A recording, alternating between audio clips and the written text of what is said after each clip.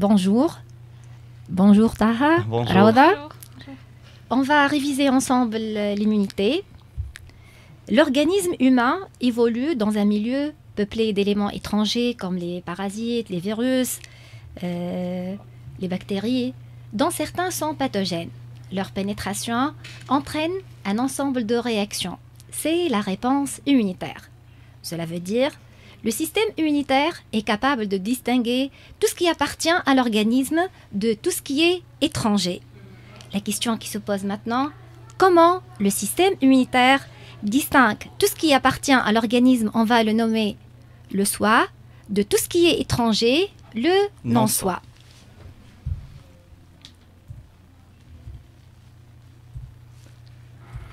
On va considérer l'exemple des greffes.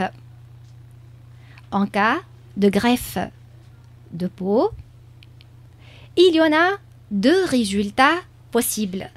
On peut observer ici le premier résultat. Et vous avez le deuxième résultat. Pour le premier résultat, Taha, il s'agit Une acceptation du greffon. C'est bien, il s'agit d'une acceptation du greffon. Pour le deuxième résultat, Il y a rejet de greffon. c'est très bien. Le premier cas, il y a acceptation. Le deuxième, il y a rejet. Qu'est-ce qu'on peut déduire lorsqu'il y a acceptation? Lorsqu'il y a acceptation du greffon, on peut dire que le tissu du donneur et du receveur sont compatibles. C'est bien. Donc, il y a compatibilité tissulaire entre les tissus du donneur et du receveur. La science qui étudie les tissus, c'est L'histologie. C'est très bien. C'est pour cela on va nommer cette compatibilité tissulaire. Une histocompatibilité. C'est très bien. C'est l'histocompatibilité. Donc, pour le premier cas, il y a histocompatibilité entre donneur et receveur. Pour le deuxième cas, Raouda, il y a rejet de greffon. Donc, il s'agit de histocompatibilité. Histo-incompatibilité. C'est bien, il y a histo-incompatibilité. Donc, il y a l'absence de compatibilité tissulaire entre donneur et receveur. C'est très bien. On va voir rapidement les types des greffes.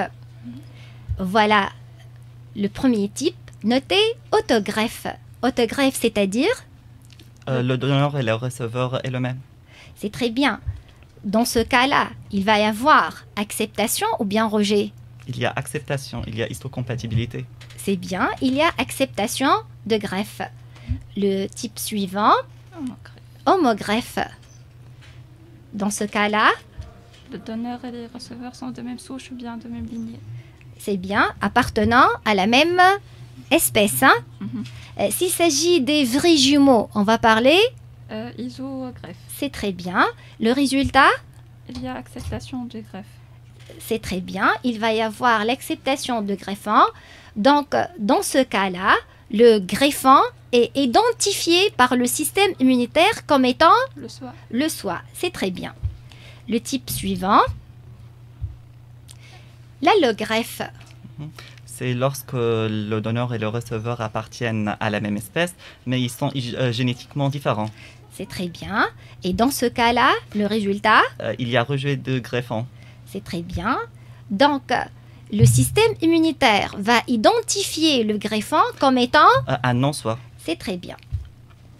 Le type suivant, Xénogreffe ou hétérogreffe. c'est bien xénogreffe ou hétérogreffe. Les donneurs et les receveurs sont des espèces différentes. C'est très bien. Et dans ce cas-là, Il y a un rejet de greffon. Il s'agit d'une histo-incompatibilité. c'est très bien. Donc, le système immunitaire va identifier le greffon comme étant Un non-soi. un non-soi. C'est très bien. Dans ce cas-là, on a dit le système immunitaire va identifier, va essayer de reconnaître chaque fois les marqueurs situés à la surface des cellules qu'on va nommer, Des marqueurs HLA. ce sont les marqueurs HLA. Les marqueurs HLA, ce sont les marqueurs tissulaires, situés bien sûr, À la surface des cellules. c'est très bien, quand vous voyez ici, sont exposés à la surface de la cellule en antenne. Leur nature, ce sont des... Glycoprotéines. C'est très bien. Il y en a deux classes de molécules HLA. La première classe, notez HLA-1. Les molécules HLA-1 sont situées, À la surface de toute cellule nucléée. c'est très bien. On va considérer ce symbole. C'est une représentation ou bien interprétation chimique, représentation très simple de ces molécules HLA-1 qui sont situées à la surface de toute cellule nucléée. N'importe quelle cellule possédant un noyau doit posséder à sa surface les molécules HLA-1. Vous avez aussi les molécules HLA de classe 2. On va les noter, les molécules HLA2. Ces molécules HLA2 sont situées à la surface, C'est toute cellule immunitaire. c'est bien, à la surface de toute cellule immunitaire. Voilà le symbole qu'on va considérer lorsqu'on va schématiser les molécules HLA de classe 2. Je vais vous donner quelques exemples de cellules et à vous de déterminer chaque fois les molécules HLA qui vont se situer à la surface de ces cellules. Je vais commencer par ces cellules. Notez les monocytes, les lymphocytes, les granulocytes. Est-ce qu'on va trouver à la surface de ces cellules des molécules HLA1 ou bien HLA2? Les deux. On va trouver les deux. Les justifications, Ce sont des cellules immunitaires et ce sont des cellules en même temps nucléées. c'est très bien. Un autre exemple de cellule, une hématie. Rawda, l'hématie va posséder les molécules HLA1 ou bien HLA2. Aucune des deux. Parce que c'est une cellule anucléée et elle ne partient pas ce n'est pas une cellule immunitaire. C'est très bien. Donc l'hématie ne porte pas les molécules HLA. Mhm. D'accord? Elle va porter d'autres marqueurs appartenant au système sanguin, le système ABO. D'accord? D'autres cellules, je considère une fibre musculaire extrafusale. Cette cellule va porter les molécules HLA1 ou bien HLA2. HLA de classe 1, parce que ce sont des cellules nucléées. Ouais, ou HLA de classe 2. Non, parce que ne sont pas des cellules immunitaires. C'est très bien. Je vais considérer aussi un macrophage. Vous savez, le monocyte va se transformer en macrophage au niveau des tissus. Le macrophage va porter les molécules HLA1 ou bien HLA2. Les deux. C'est une cellule nucléée et c'est une cellule appartenant au système immunitaire. C'est très bien, c'est très bien. Maintenant, quelquefois, lorsqu'on a besoin de greffons, à votre avis, le donneur, il vaut mieux être l'un des deux parents ou bien l'un des frères et des sœurs ou bien il vaut mieux qu'il soit non apparenté.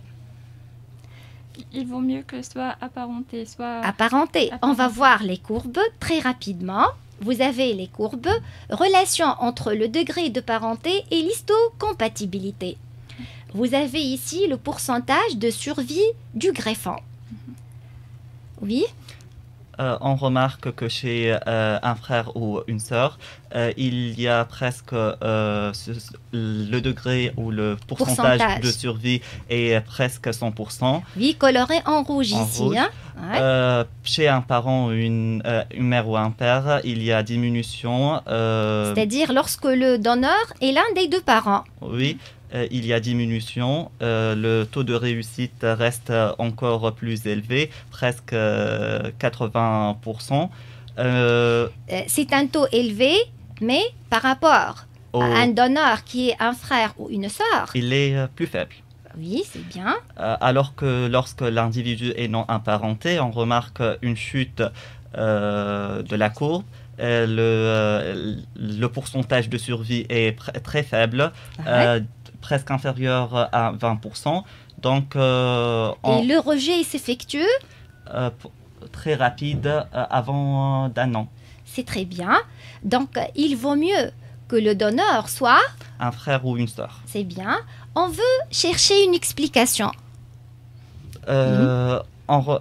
Chez un frère ou une sœur, les deux, ils ont hérité un allèle de la mère et un allèle du père. Donc, on va ajouter ici une information. c'est que les molécules HLA sont contrôlées par des gènes. Oui, un ensemble des gènes qu'on appelle le complexe majeur d'histocompatibilité, le CMH. Ouais. Alors que chez les parents, chaque individu hérite la moitié des allèles. Donc, il y a plus de chances d'avoir histocompatibilité lorsque le donneur va être un frère ou une sœur.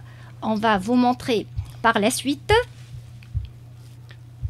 ce déterminisme génétique des marqueurs HLA. On vous donne ce déterminisme à titre indicatif. Vous pouvez observer les gènes situés sur le chromosome numéro 6. Vous pouvez observer les allèles, ce sont des gènes polyalléliques. Vous avez ici le nombre des allèles. L'ensemble de ces gènes va former le complexe majeur d'histocompatibilité.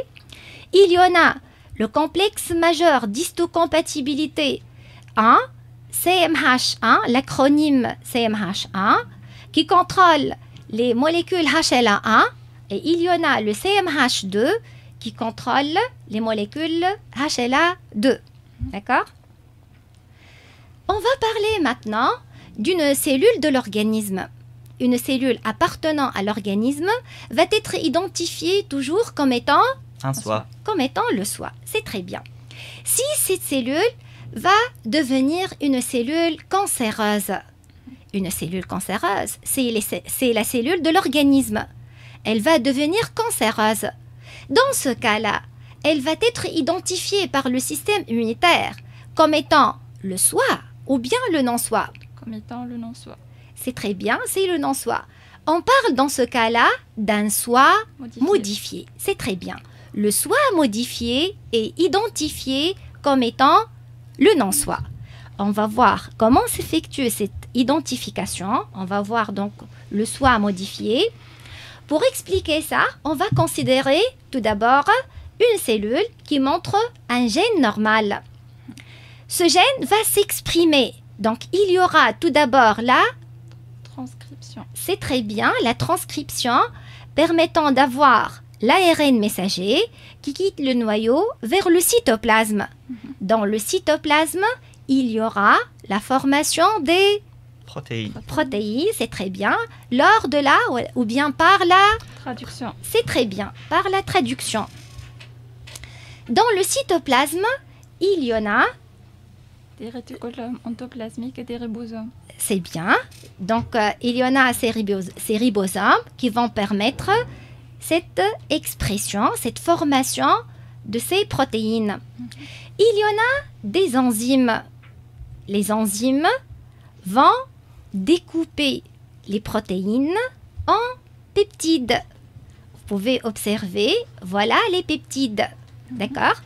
Il s'agit du peptide du soi. Le peptide va s'associer avec les molécules HLA. Il y a eu l'expression des gènes CMH pour donner les molécules HLA. Dans le cytoplasme se forme le complexe peptide du soi, HLA. Ce complexe va être exposé à la surface de la cellule lors de l'exocytose. À la surface de la cellule, il y en a des cellules qui vont faire l'inspection. Ce sont des cellules immunitaires. Ces cellules immunitaires vont vérifier chaque fois ce complexe peptide du soi HLA. Dans ce cas-là, le résultat va être à tolérance ou bien acceptation. C'est très bien. Il y aura le déclenchement de la réaction immunitaire? Non. C'est bien, c'est la tolérance. Je vais considérer un autre cas.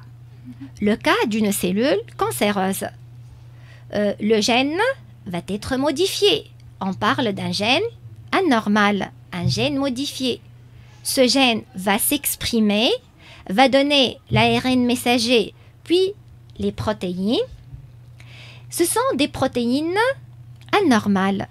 Des protéines anormales. Il y en a des enzymes qui vont découper ces protéines en peptides. Voilà, il y en a ici un peptide. Ce peptide identique au peptide normal? Non. Non. Donc, ce peptide, on va le considérer, c'est un peptide du non-soi. D'accord? Oui. Ce peptide va s'associer avec la molécule HLA et ce complexe va être exposé par exocytose à la surface de la cellule. Les cellules immunitaires vont identifier ce complexe, vont l'identifier comme étant le soi ou bien le non-soi. Comme étant le non-soi. Comme étant le non-soi. C'est un soi modifié. C'est un soi modifié. C'est clair? Oui. Je vais considérer un autre exemple.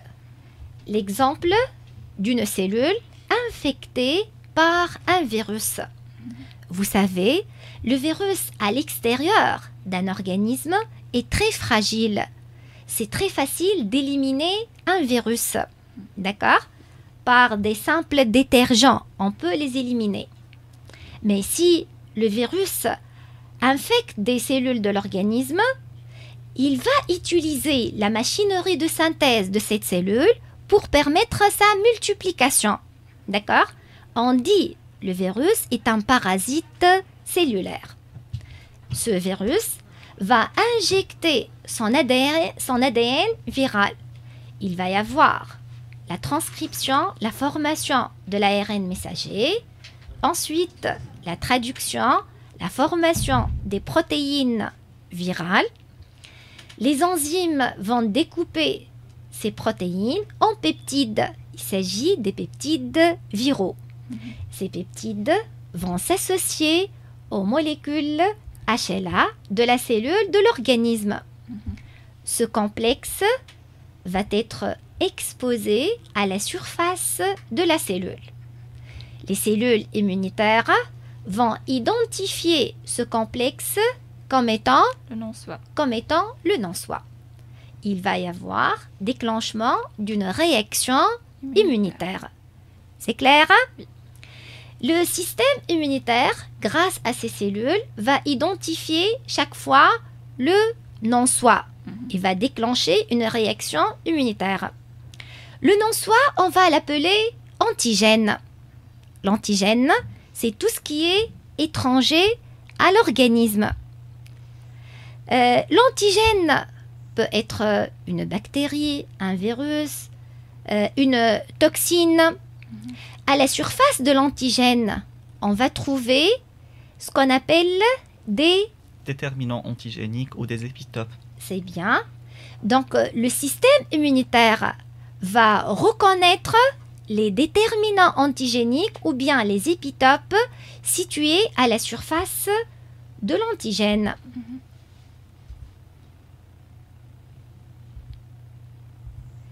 L'antigène va posséder de cette façon-là deux propriétés. La première propriété, c'est l'antigénicité. C'est bien, c'est l'antigénicité. C'est sa propriété d'être reconnue par le système immunitaire. C'est bien, par le système immunitaire.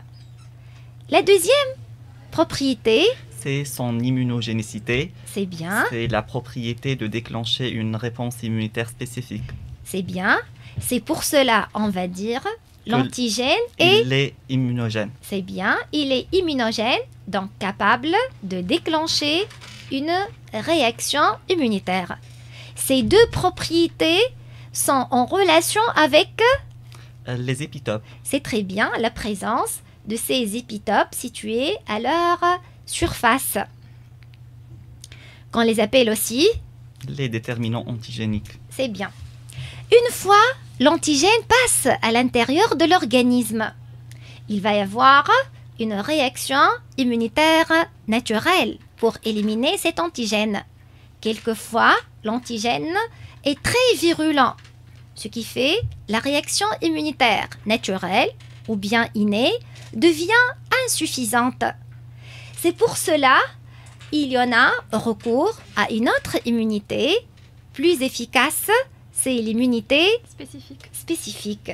On va passer rapidement pour étudier la réponse immunitaire spécifique. Plusieurs questions qui se posent. Quelles sont les propriétés de l'immunité spécifique? Quelle est la nature de cette réaction immunitaire? Quels sont les acteurs cellulaires et moléculaires impliqués dans la réaction immunitaire spécifique? On va commencer par étudier les propriétés de la réponse immunitaire spécifique. Je vais considérer l'expérience suivante. La souris A. On va transférer un greffon de la souris A à la souris B. D'accord? Il s'agit de quel type de greffe? Allogreffe. Il s'agit d'une allogreffe. C'est très bien. Le résultat? Il y a un rejet de greffe. C'est bien. Il y a rejet de greffe. Ce rejet de greffe s'effectue au bout de 12 jours. D'accord?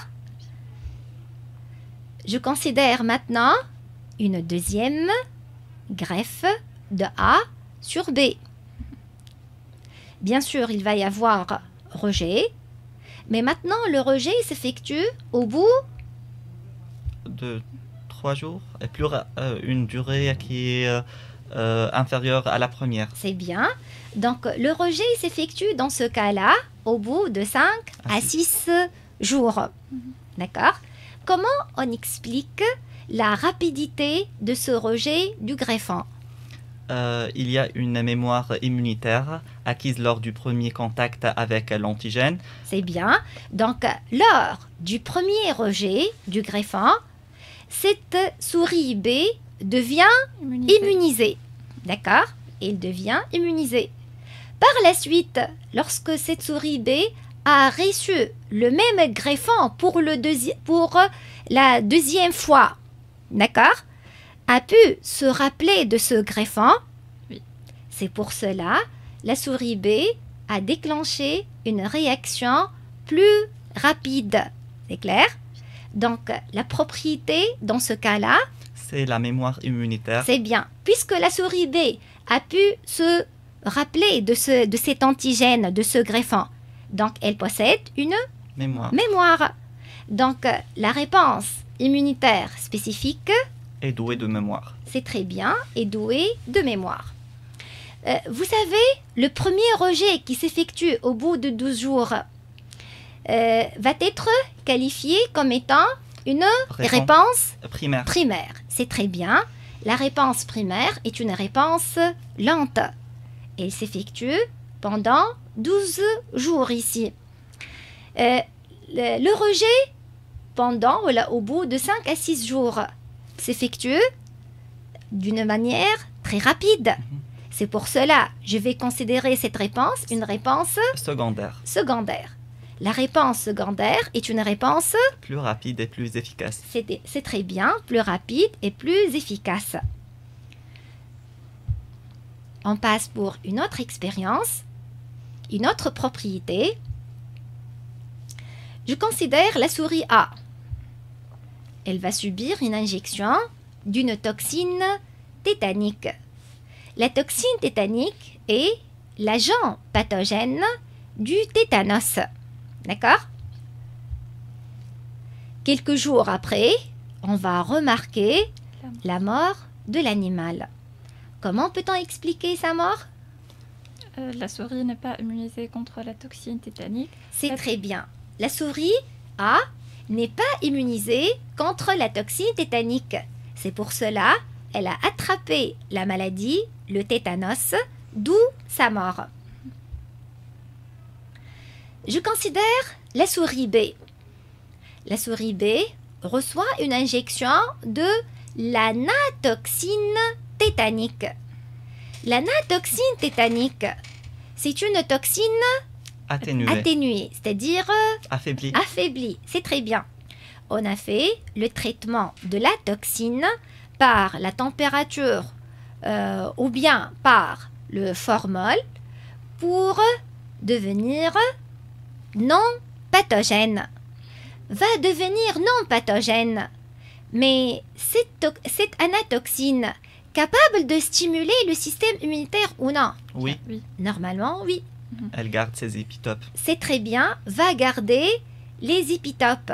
La toxine tétanique et l'anatoxine tétanique vont porter les mêmes épitopes ou bien des épitopes différents? Les mêmes épitopes. Les mêmes épitopes, c'est très bien. On dit que cette souris, ou bien que l'anatoxine plutôt, que l'anatoxine reste immunogène. Elle garde cette propriété d'immunogénicité. Elle reste immunogène. La souris B donc reçoit l'anatoxine tétanique. Après 15 jours, cette souris reçoit une injection de toxine tétanique. La toxine tétanique est pathogène. L'anatoxine tétanique est non pathogène. Le résultat? Il y a le survie de la souris. Il y a survie de la souris. Comment peut-on expliquer la survie de la souris B, tandis qu'il y a eu la mort de la souris A qui a reçu aussi une injection de toxine tétanique? L'anatoxine tétanique a permis l'acquisition d'une immunité spécifique contre la toxine tétanique. C'est très bien.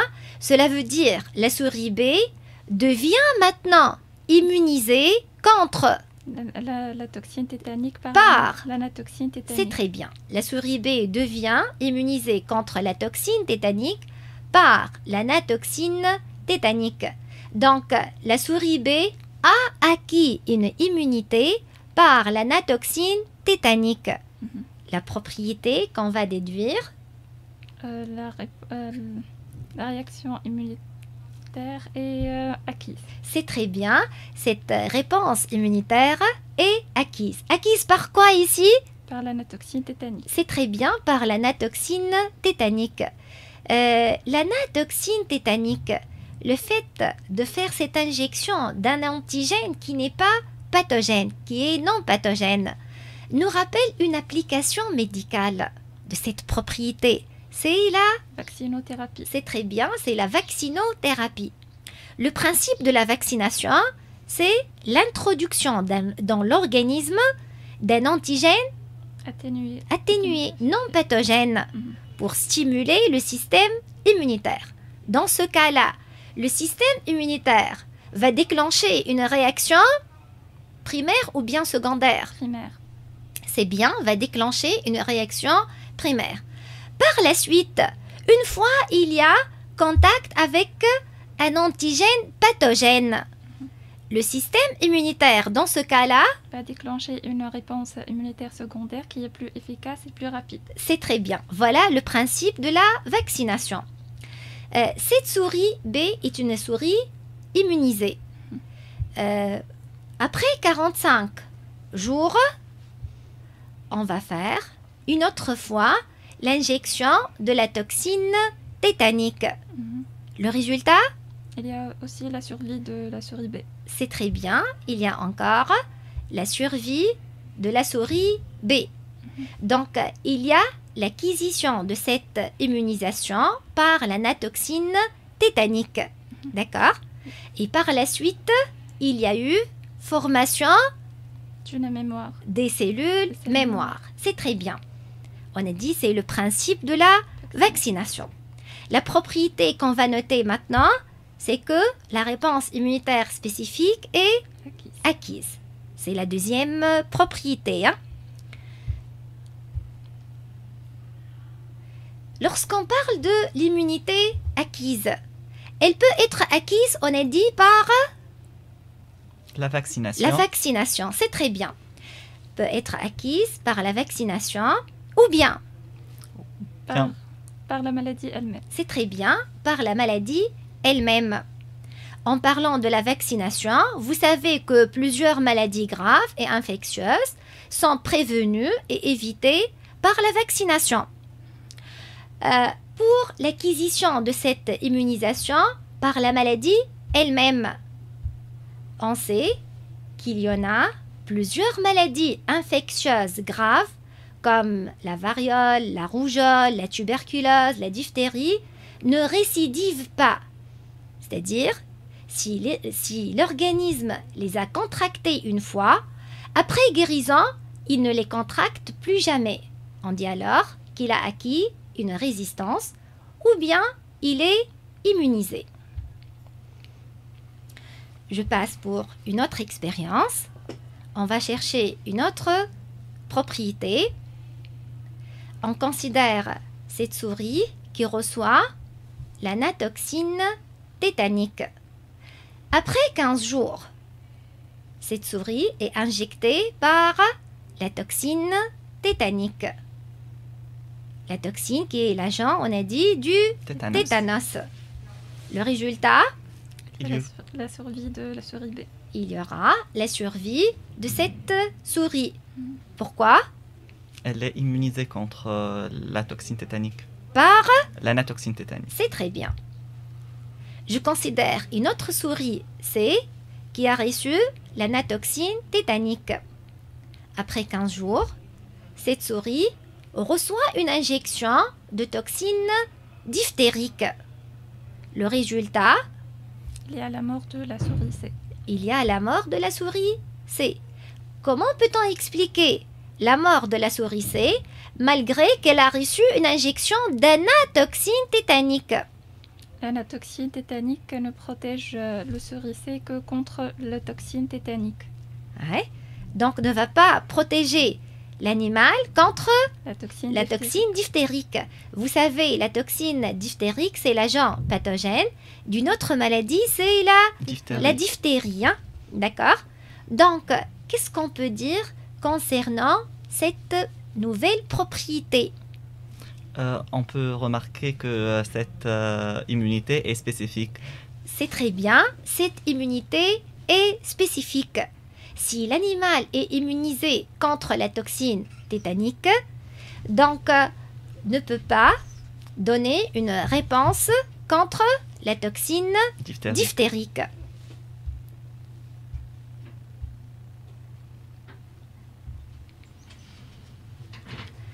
Je vais considérer maintenant l'introduction dans l'organisme d'un antigène X.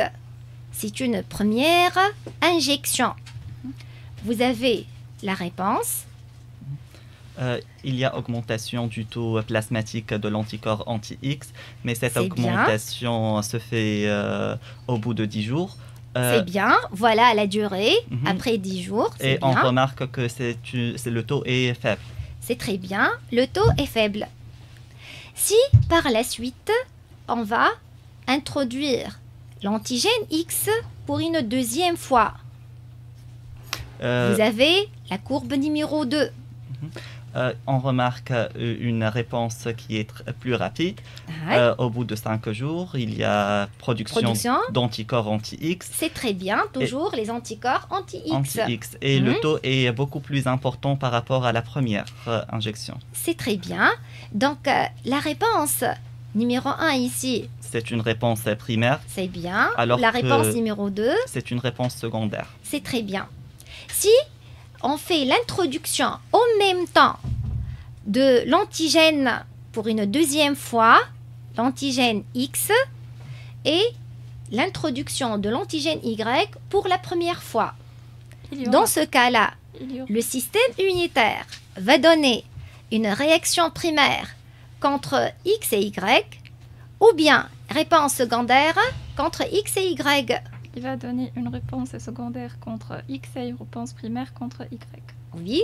Il y a production des anticorps anti-X et anti-Y d'une manière indépendante. C'est très bien, d'une manière indépendante.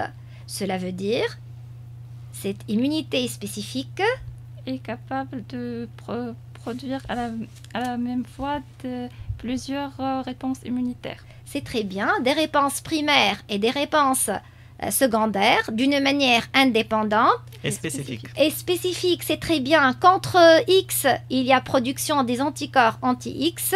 Contre Y, il y a production des anticorps anti-Y.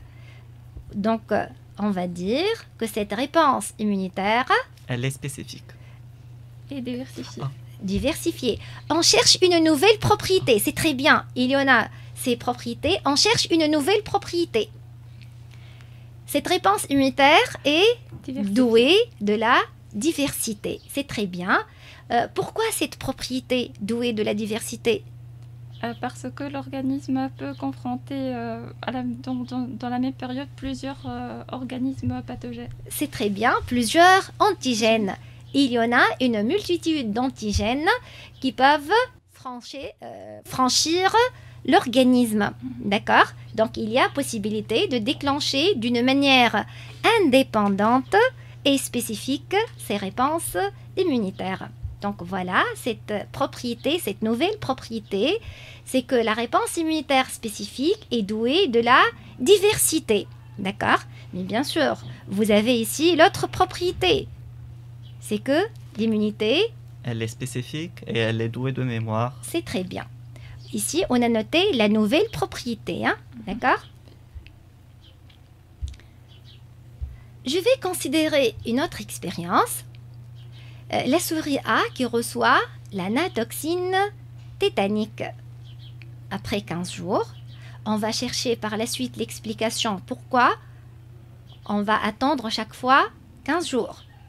Après 15 jours, on va faire le prélèvement du sérum. On fait le prélèvement du sérum de la souris A. On va l'injecter à une autre souris, la souris B. Le même jour, cette souris B reçoit une injection de toxine tétanique. On va chercher par la suite une explication. Hein. Ici, on a considéré 15 jours pour faire le prélèvement du sérum. Lorsqu'on a injecté le sérum, on a injecté par la suite la toxine tétanique le même jour. Le résultat, il y aura la survie de l'animal. C'est très bien. Il y aura la survie de l'animal, de la souris B. La souris B, comment on explique la survie de la souris B? En effet, le sérum du A immunisé a pu protéger... Donc, la souris A devient immunisée par la natoxine tétanique contre la toxine tétanique. C'est très bien. On a fait le prélèvement du sérum d'un animal immunisé. C'est bien. Donc, ce sérum a pu protéger l'animal B non immunisé contre la toxine tétanique. Il contient des substances protectrices. C'est très bien. Donc, nécessairement, dans le sérum, il y en a des substances protectrices capables de protéger la souris B contre la toxine tétanique. On va dire... La nouvelle propriété, on va dire que l'immunité spécifique est transférable par le sérum. Je vais considérer rapidement cette expérience. Je considère ici un lapin non immunisé contre le tétanos.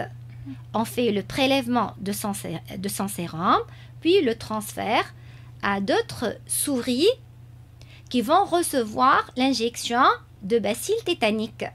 Le résultat, les souris sont atteintes de tétanos.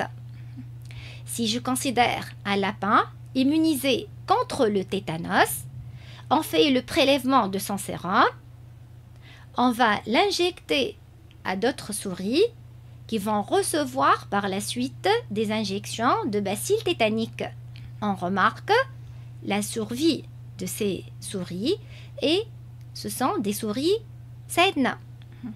Comment peut-on expliquer ces résultats?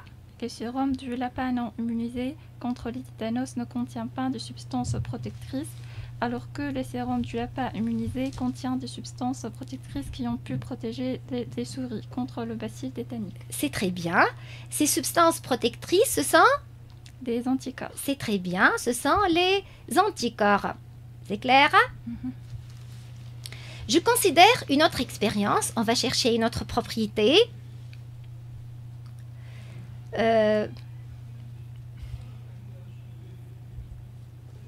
Vous avez la souris A. On va faire la greffe de peau de A sur la souris B1. On va remarquer le rejet du greffon au bout de 12 jours. De 12 jours.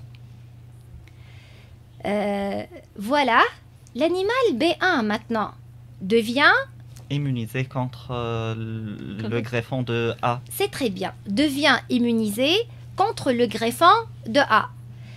C'est-à-dire, si le B1, la souris B1, reçoit une autre fois le greffon de A, le rejet va être au bout de 5 jours. 5 jours, 3, 4, 5. L'essentiel va être plus rapide. C'est bien. Donc, la souris B1, après le rejet, devient immunisée. C'est très bien. On va faire le transfert de sérum de la souris B1 à la souris B2. Par la suite, on va faire la greffe de peau de A sur B2. D'accord? De A sur B2. B2 qui a reçu le sérum de B1, le sérum d'un animal immunisé. D'accord? Ici, B1 et B2 sont histocompatibles. D'accord? On remarque par la suite... il y a le rejet du greffon au bout de 12 jours. C'est bien. Donc, on peut dire que le sérum de B1 immunisé n'a pas permis le rejet rapide du greffon. C'est très bien. Donc, ce sérum n'a pas permis un rejet rapide. Je vais faire maintenant le transfert de lymphocytes vivants, des cellules, des lymphocytes vivants, à l'animal B3, la souris B3. B1 et B3 sont histocompatibles. D'accord? Par la suite, la souris B3 reçoit le greffon de A. Reçoit le greffon de A. Qu'est-ce qu'on peut déduire par la suite? Il y a rejet de greffon au bout de 3 jours. C'est bien. Il y a rejet du greffon au bout de 3 jours. Il s'agit d'un rejet plus rapide. C'est bien, c'est un rejet plus rapide. Donc, les lymphocytes vivants de B1 ont permis la rapidité de ce greffon. La rapidité du rejet. De rejet de greffon. De ce greffon. C'est très bien. Donc, on va dire qu'il y a eu transfert de l'immunité par les lymphocytes. On va dire donc que cette immunité est transférable par le sérum ou par les lymphocytes. Ouais. Dans ce cas-là, l'immunité est transférable par les lymphocytes. Pour l'expérience précédente, on a vu que l'immunité est transférable par le sérum. Donc, l'immunité acquise est transférable soit par le sérum, soit par les lymphocytes.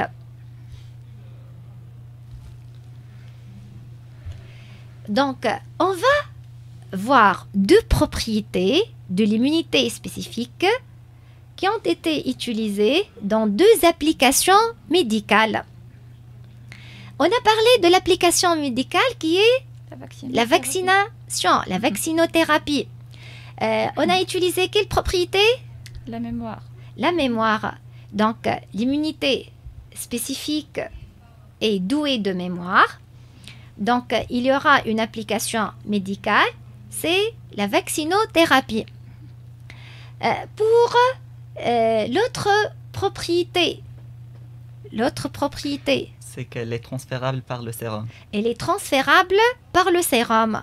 Elle est transférable par le sérum. Il s'agit d'une autre application médicale, c'est la sérothérapie. Très rapidement, on va citer les propriétés de l'immunité spécifique. Vous avez l'immunité spécifique est douée de mémoire.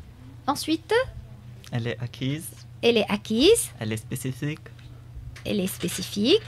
Elle est douée de la diversité. Douée de la diversité. Et elle est transférable soit par le sérum, soit par les lymphocytes. C'est très bien. Elle est transférable soit par le sérum, soit par les lymphocytes. En tenant compte de cette propriété, on va noter le type de la réponse immunitaire. Lorsque l'immunité est transférable par le sérum, On va parler d'une réponse immunitaire à médiation humorale. On va noter RIMH.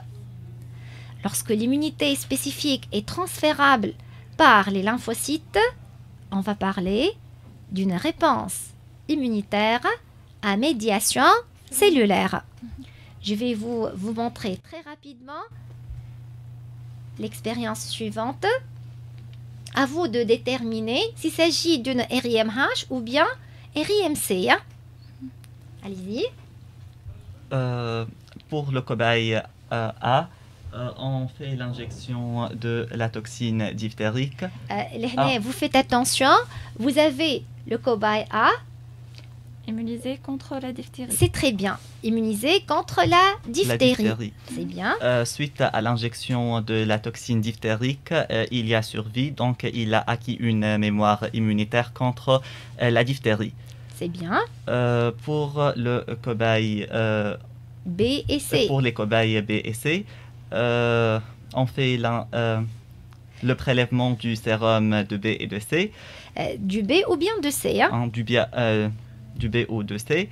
On fait l'injection de la toxine tétanique à un cobaye D dont on injecte le sérum de B immunisé.